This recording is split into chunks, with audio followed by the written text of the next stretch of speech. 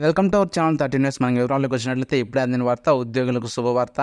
పదవి వివరణ పొడిగింపు. ఈ వివరాలు ఈ వీడియోలో తెలుసుకొని ఎక్కడ స్కిప్ చేయకుండా లాస్ట్ వరకు చూడండి, అప్పుడే ఇన్ఫర్మేషన్ అర్థమవుతుంది. ఇక మన వివరాల్లోకి వచ్చినట్లయితే ఆంధ్రప్రదేశ్లో రాష్ట్ర స్థాయి, జిల్లా స్థాయి ప్రభుత్వ కార్యాలయాల్లో కాంట్రాక్ట్ బేస్ అయిన విధులు నిర్వహిస్తున్న ఉద్యోగులకు ప్రభుత్వం శుభవార్త చెప్పింది.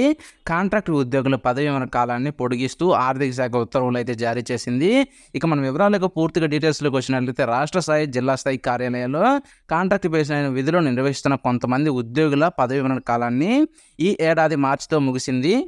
ఆయా విభాగాధిపతులు అభ్యర్థన మేరకు ఉద్యోగులు పదవి విరమణ కాలాన్ని వచ్చే ఏడాది మార్చి 31కి పొడిగిస్తూ ఆర్థిక శాఖ అయితే నిర్ణయం తీసుకుంది. దీంతో కాంట్రాక్ట్ బేస్ అయిన విధులు నిర్వహిస్తున్న ఉద్యోగులకు మరో సంవత్సరం పాటు ఇదే విధంగా అయితే విధులు నిర్వహించే జీతం తీసుకునే వెసులుబాటు అయితే ప్రభుత్వం అయితే కల్పించిందనమాట. ఈ విధంగా అయితే లేటెస్ట్ అప్డేట్ అయితే రావడం జరిగింది. మీకు ఈ వీడియో నచ్చితే లైక్ చేయండి, మీ తోటి మిత్రులు షేర్ చేయండి, మన ఛానల్ సబ్స్క్రైబ్ చేసుకోవడం మాత్రం మర్చిపోకండి. Thank you for watching 13 news.